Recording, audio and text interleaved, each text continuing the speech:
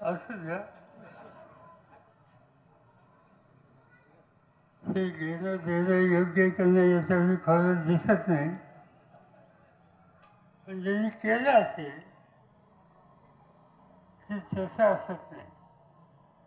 ते अफसोस त्यांच्याकडे गेलेलं असतं आणि ते अफसोस त्यांच्याकडे गेलेलं असतं ते फरक मिळालं असतं असं कोणी म्हणलं तर त्याचा विचार करावा लागेल. तो भाग सोडून द्या. निवडणूक झाली आता 5 वर्ष काही गोष्टी करायच्या नाही. आपण काम करत राहायचं. सोफियाला ती चौथ्यांदा निवडून दिली.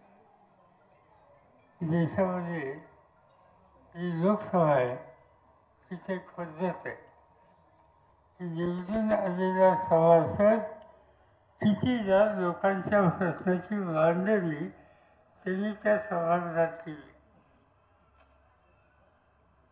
आणि त्याच्यात थोडे सभासद असे आहेत की ज्यांचं नाव त्या ठिकाणी घेतलं जातं.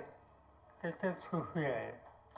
त्याचा नाव इथं होता आणि तुमच्या सगळ्यांच्या प्रयत्नानं त्याच्यामध्ये 100% यश आलं. आणि त्याचं श्रेय हे तुम्हाला लोकांना आहे. मी नेहमी सांगतो की या देशात लोकशाही आहे. जगातल्या अनेक देशात हुकुमशाही आहे. इथं हुकुमशाही आणायचा प्रयत्न होता. पण या देशातले लोक आमच्यापेक्षा आम्ही याचा अर्थ आम्ही राजकारणी आम्ही पदाधिकारी आमच्यापेक्षा तुम्ही सामान्य लोक अधिक शहाणे आहात आणि तुमच्या शहाणपणामुळे या देशाची लोकशाही टिकली. आज जगामध्ये भारताचा नाव लोटे अमेरिका इतकाच महत्त्वाचा लोकशाही प्रधान देश म्हणून जो झाला त्याचं श्रेय हे तुम्हा लोकांना आहे. पण तुम्ही हुकुमशाहीच्याकडे कधी देश जाऊन दिला नाही. मतदान केंद्राच्या आधी काही ऐकतात. आता या निवडणुकीमध्ये पिकाची फळी फार झाली. वाचव झालं असं म्हणतात. आणखीन काही गोष्टी घडल्या. लोकांना चिंता होती. पण व्हायचं तेच झालं. आणि त्याचं कारण तुम्ही मत द्यायला आज जाता वचन जाता त्यावेळेला तुमचा जो निर्णय असतो तो निर्णय इतका बरोबर असतो की त्या भाषणाचा वाव कुठे चुकीच्या अर्थाला जात नाही. आणि म्हणून यामध्ये 2 मतं कमी व्हायची 2 मतं जास्त व्हायची. पण जे मतदान आहे त्याचा निर्णय त्याचं श्रेय तुम्हाला सगळ्यांचं आहे. आणि त्यामुळेच सोफियाताई मोठ्या मताने निवडून आल्या. लोक म्हणतात मला कोणते सकाळी सांगत होतं की गावात फार बोल लागले. गावामध्ये फार फरक लागले. आपलं काहीच दिसत नाही. म्हणजे त्यांचा फरक आपली निवडणुकीची यश. आपल्याला फरकाची गरज नाही. तुम्ही फरक किती लावा शेवटी मत कोणाला दिलं शेवटी निवडून कोणाला आणि शेवटी निवडून आलेला म्हणून आज पण जाणार नाही. या सगळ्या गोष्टीचा विचार हा जो करत असतो म्हणून त्या सगळ्या गोष्टीची चिंता करायची नाही. आता काही गोष्टीच्याकडे मला लक्ष द्यावं लागेल. पहिल्यांदा आपला व्यवसाय शेतीचा. आपल्याकडे कारखाना आहे.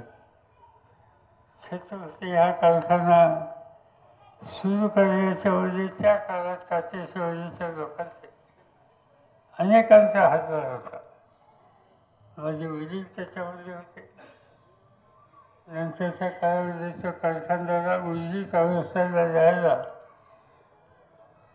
अप्पासाहेब पवार यांचं योगदान होतं आणि ही कारखानदारी चांगली चालली. आता काय झालं मला माहिती नाही. आता कोण मार्गदर्शन करतं ह्याच्या खोलात जावं लागेल. कारण भावामध्ये आज मालेगाव तुमच्यात किती फरक आहे?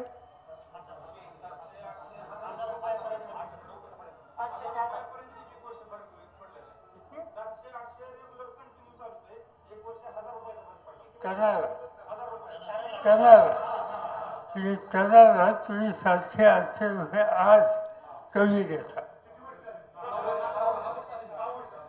आता गप्पा बसायचं का? मी तुम्हाला सांगतो की कालची निवडणूक झाली की देशाची निवडणूक.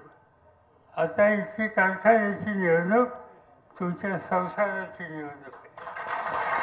आणि तुमच्या संसाराची निवडणूक असेल त्याच्यामध्ये लक्ष घालावंच लागेल. त्यामध्ये लक्ष घालून स्थितीमध्ये कशी याची काळजी घ्यावीच लागेल.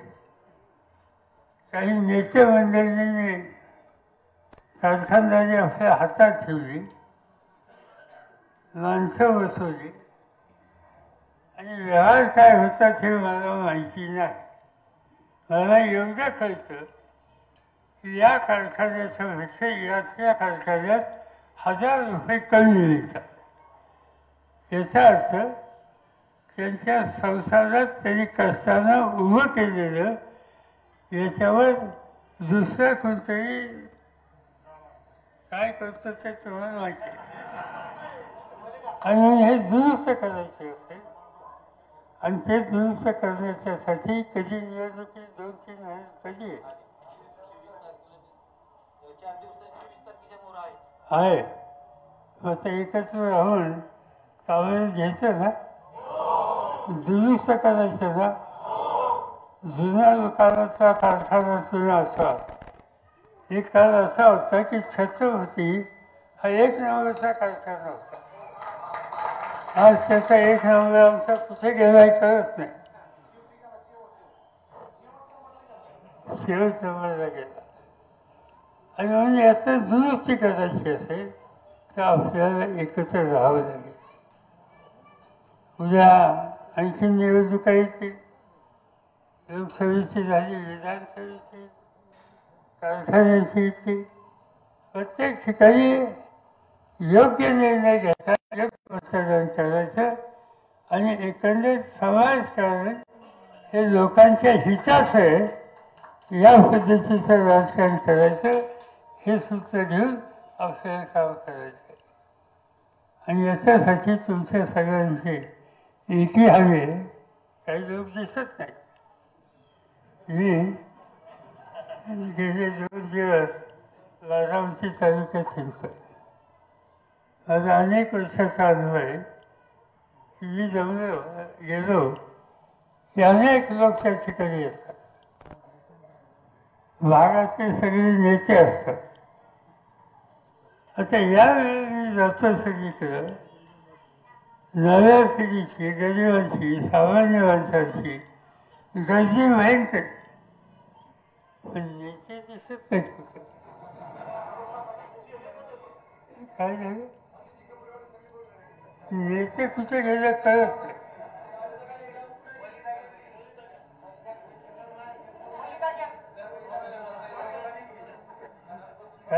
मनी जाग्या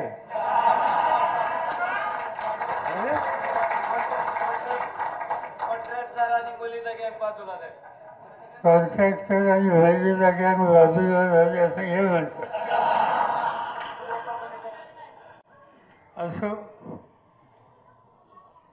आपल्याला दुरुस्ती करायची, लोकांच्या जीवनात फरक करायचा आणि त्यासाठी स्वच्छ व्यवहार याच्याशी तडजोड करायची नाही. जे काही असेल ते कष्टाने मिळू. जिथं मनीदा गँगचा काही उद्योग असेल ते कुणाचाही असो, त्यांना त्या ठिकाणी त्यांची जागा दाखवू आणि परिसर हा दुरुस्त करू, एवढंच काम करायचं आहे. त्यासाठी तुम्ही जागृत राहा. कुठलीही निवडणूक आली की त्या निवडणुकीमध्ये जागृत राहा.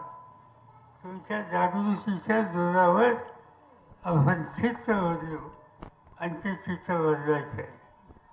माझा प्रयत्न आहे की महाराष्ट्रात बदल करायचा, महाराष्ट्राचं राज्य आणायचं आणि महाराष्ट्राचं राज्य आणून जे काही लोकांची सुखदुःख आहेत त्यातून लोकांची सुट्टी करायची, सुटका करायची आणि एका स्वच्छ चालीच्या संपन्न राजकारणाची, समाजकारणाची सुरुवात करायची आहे. एवढंच त्या ठिकाणी मी सांगतो.